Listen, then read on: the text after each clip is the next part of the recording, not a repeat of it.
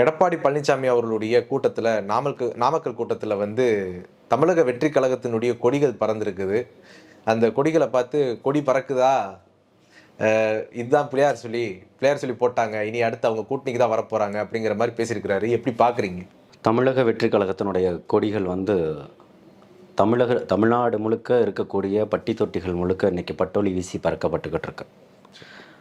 அது வந்து சூழ்ச்சியின் காரணமாக இருள் கவும் அப்படின்றது போல் ஒரு இருளை கொண்டு வந்து அந்த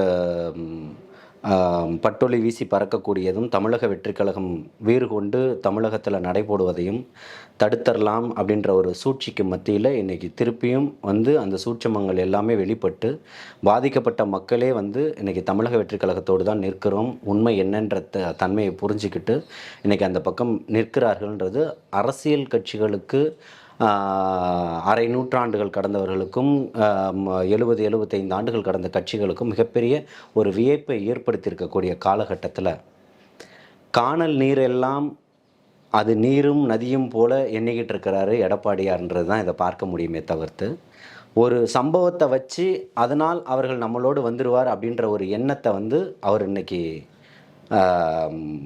மக்கள் மத்தியில் விதைச்சிக்கிட்டு வர்றாரு. ஒரு வலுவான கூட்டணி ஒன்று அமையும் அப்படின்றத சொல்கிறாரு. அப்போது இப்போ வரைக்கும் அவருக்கு வலுவில்லாத ஒரு கூட்டணி இருக்குன்றத முன்னாள் முதல்வர், இந்நாள் எதிர்க்கட்சி சட்டமன்றத்தினுடைய உறுப்பினர் எடப்பாடியார் அவர்கள் புரிஞ்சுக்கிட்டாருன்றது தான் இங்கே உண்மை. இதை தான் நம்ம ஆரம்ப காலகட்டத்திலேருந்தே சொல்லிக்கிட்டு இருக்கிறோம். மிகப்பெரிய ஒரு மாற்றான ஒரு அரசியல் கட்சி தமிழக வெற்றி கழகம் அப்படின்னு சொல்லிட்டு அதை இன்றைக்கி அவருடைய பரப்புரையில் அவரே ஒத்துக்கிட்டு இருக்கிறாருன்னு தான்